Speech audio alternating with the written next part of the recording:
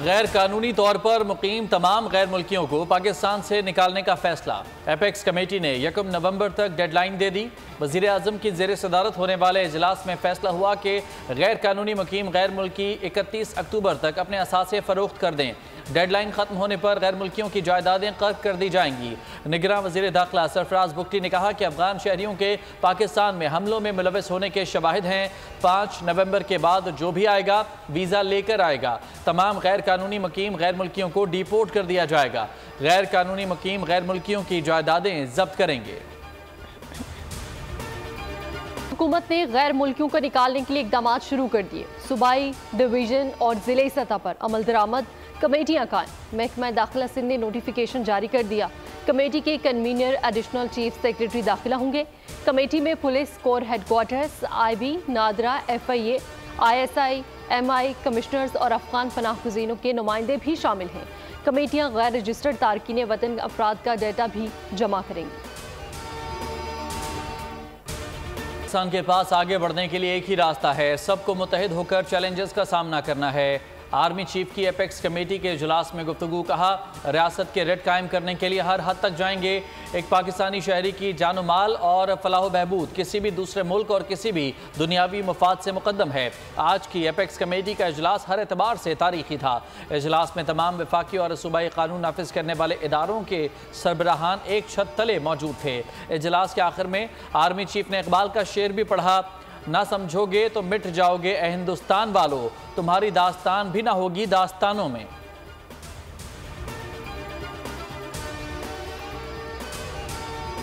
खुफिया इतलात पर security forces का ऑपरेशन। ISPR के मुताबिक सिक्योरिटी फोर्सेस और दहशतगर्दों के दरमियान फायरिंग के तबादले में 10 दहशतगर्द मारे गए।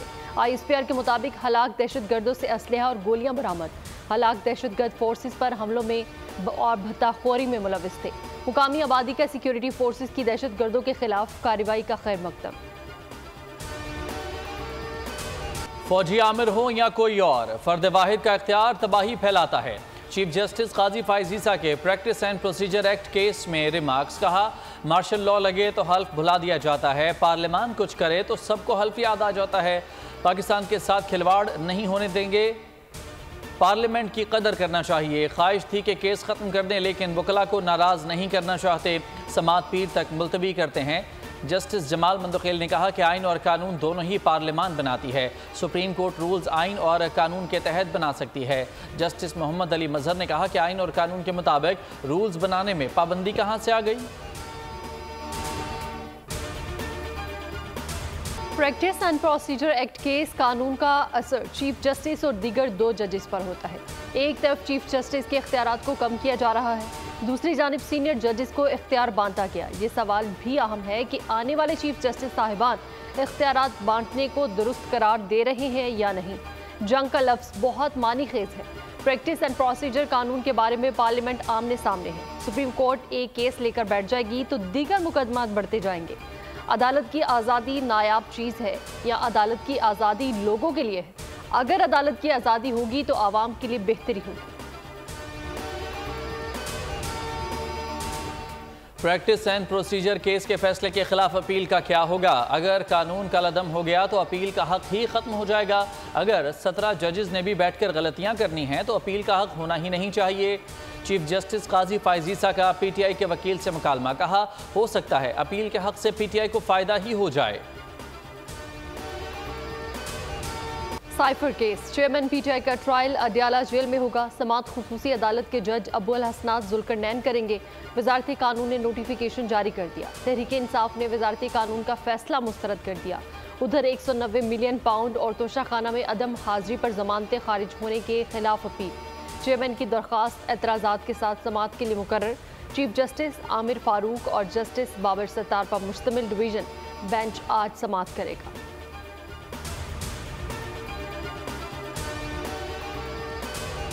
इलेक्शन कमीशन ने इंतखाबात के जायजे के लिए गैर मुल्की मुबस्सिरीन को शरीक करने की मंजूरी दे दी। चीफ इलेक्शन कमिश्नर की ज़ेर सदारत इजलास में इलेक्शन की तैयारियों और इंतखाबात में गैर मुल्की मुबस्सिरीन की शिरकत का मामला ज़ेर गौर आया। इलेक्शन कमीशन ने गैर मुल्की मुबस्सिरीन से मुतालिक वजारत खारजा को ख़त लिखने का फैसला किया है।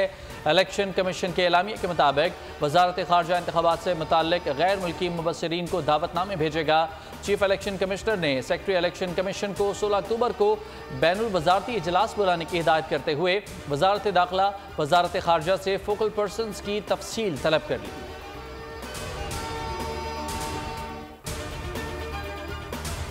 नून लीग की रहनुमा शाहिद खाकान अब्बासी गिले शिकवे दूर करने लंदन पहुंच गए। मीडिया से गुफ्तगू में कहा कि नवाज शरीफ से मुलाकात में खुलकर बात की है। मेरे और नवाज शरीफ के ताल्लुकात सियासत से बालातर है। कभी नहीं कहा कि मरियम नवाज के मातहत काम नहीं करूंगा। मजीद कहा कि 21 अक्टूबर की वापसी के फैसले की मुशावरत का हिस्सा नहीं था। इस्तेकबाल का कायल नहीं। नवाज शरीफ को अदालती मामला दुरुस्त करने होंगे। साबिक वज़ीर आज़म ने कहा कि हमें अपने मामलात को तब्दील करना होगा। खराबियों और नुकसानात को दुरुस्त करना इंसाफ का तकाजा है। नवाज शरीफ के वज़ीर आज़म बनने का फैसला नून लीग करेगी। मेरी हमायत का ताल्लुक नहीं।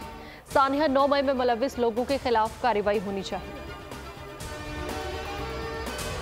शरीफ को 21 अक्टूबर को खुशामदीद कहने के लिए पूरी तरह तैयार हैं। कौम अपने लीडर नवाज शरीफ को वेलकम करने की मुंतज़िर है।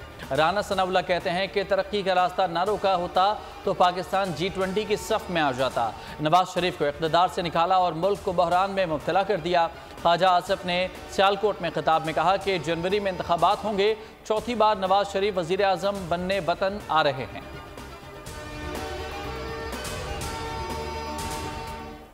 कभी हल्का बंदियों, कभी सर्दी का बहाना, कभी मईशत की राखी। अवाम की अदालत से खौफजदा लोग इंतखाबात से फरार चाहते हैं।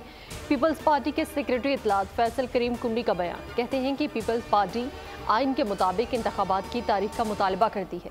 अवाम की सियासी, समाजी और मुआशी मुश्किलात का खात्मा पीपल्स पार्टी का मंशूर है।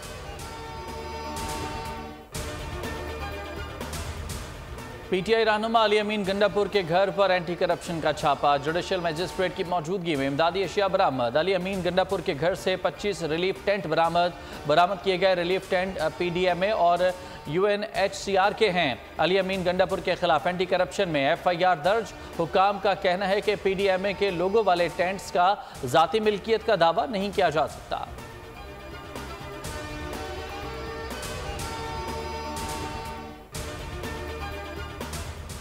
नूरियाबाद पावर प्लांट रेफरेंस में मुराद अली शाह एहतसाब अदालत तलब।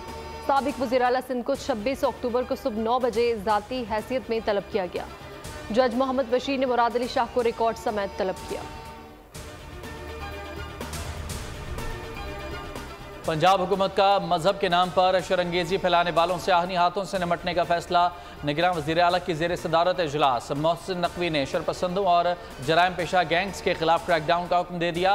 कहा कानून शिकन अनासर से किसी किस्म की रियायत नहीं होगी। ऐसे अनासर की फाइनेंसिंग रोकने के लिए इक़दाम उठाए जाएंगे। शरपसंदों के सहूलतकारों के खिलाफ भी घेरा तंग किया जाएगा। किसी गिरोह या जत्थे को अमन तबाह करने की इजाज़त नहीं दी जाएगी।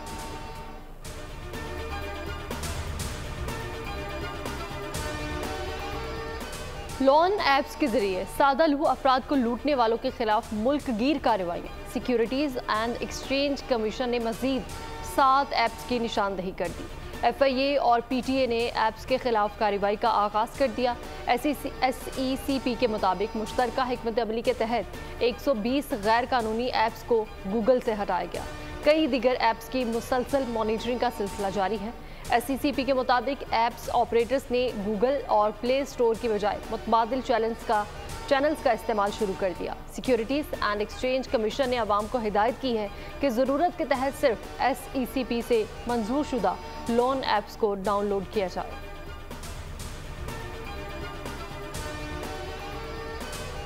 निगरान हुकूमत का स्मगलिंग के खिलाफ बड़ा इकदाम। अफगान ट्रांजिट ट्रेड के तहत 5 अशिया पर 10% प्रोसेसिंग फीस आयद। इतलाक फौरी होगा।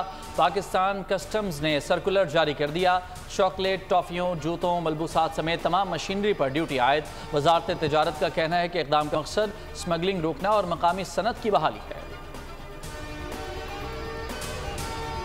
डॉलर की कदर में कमी। इंट्रो बैंक में 1 रुपये 4 पैसे सस्ता 286 रुपये 76 पैसे से कम होकर 285 रुपये 72 रुपये पर बंद हुआ। ओपन मार्केट में 50 पैसे की कमी 286 रुपये 50 पैसे पर बंद हुआ।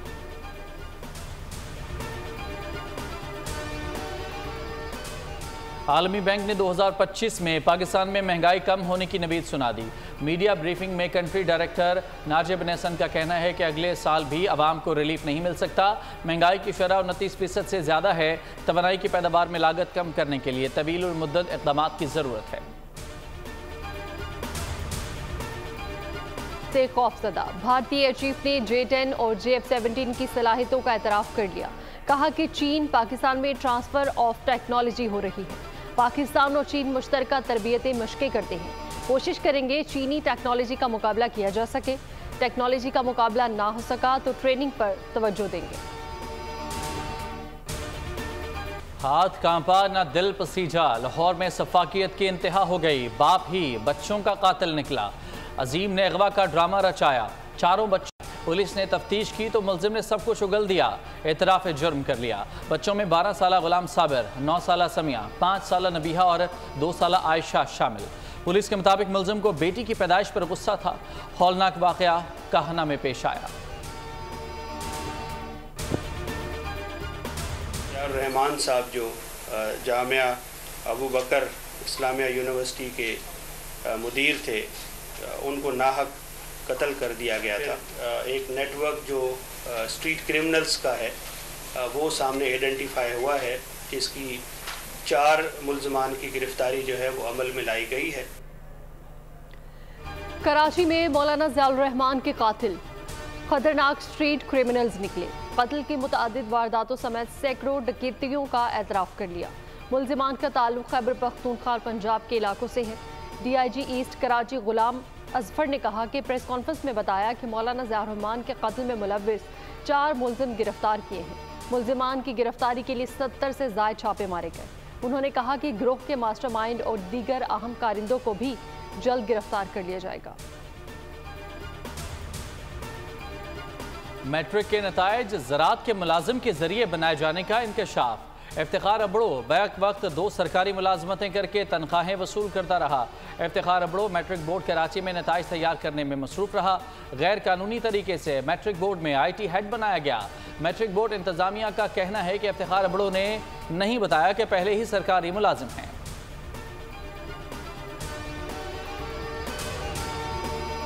आगाज से कबल कौमी टीम की एक और मायूस कुन परफॉर्मेंस। वार्म अप मैच में ऑस्ट्रेलिया ने पाकिस्तान को 14 रन से शिकस्त दे दी।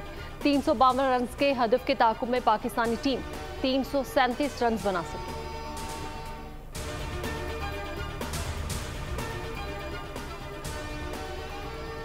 भारत कनाडा तनाज़ा मजीद शिद्दत इख्तियार कर गया। मोदी सरकार सिफारती तनाज़े पर भी इंतखाबी सियासत चमकाने लगी। भारत का कनाडा के 40 के करीब सिफारतकारों को आज निकालने का फैसला। कैनेडियन हुकूमत को अमला बुलाने के लिए 10 अक्टूबर की डेडलाइन दे दी गई। पाकिस्तान ने एशियन गेम्स क्रिकेट के सेमीफाइनल के लिए क्वालिफाई कर लिया। क्वार्टर फाइनल में ग्रीन शर्ट्स ने हांगकांग को 68 रन से जेर किया। 161 रन के हदफ के ताकुब में हांगकांग की पूरी टीम 19वें ओवर में 92 रन बनाकर ढेर हो गई। हांगकांग के 6 खिलाड़ी डबल फिगर में भी दाखिल न हो सके।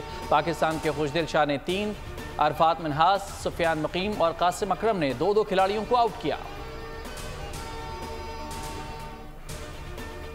खबर athlete Arshad Nadeem Asian games के जैवलिन थ्रो फाइनल इवेंट से दस्तबरदार। घुटने की तकलीफ की वजह से अरशद नदीम ने फाइनल में शिरकत ना करने का फैसला किया।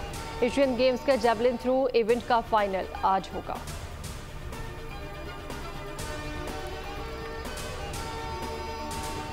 नामवर प्लेबैक सिंगर मसूद राना की 28वीं बरसी। मसूद राना ने 50 की दहाई में रेडियो पाकिस्तान हैदराबाद से फ़नी सफ़र का आगाज़ किया। बतौर प्लेबैक सिंगर उन्हें शोहरत फिल्म डाची के गीत टांगे वाला खैर मंगदा से मिली। 5000 से ज़ायद फिल्मी और गैर फिल्मी गीत गाए। मसूद राना ने 3 अशरों तक पाकिस्तान की फिल्मी मौसीकी पर हुक्मरानी।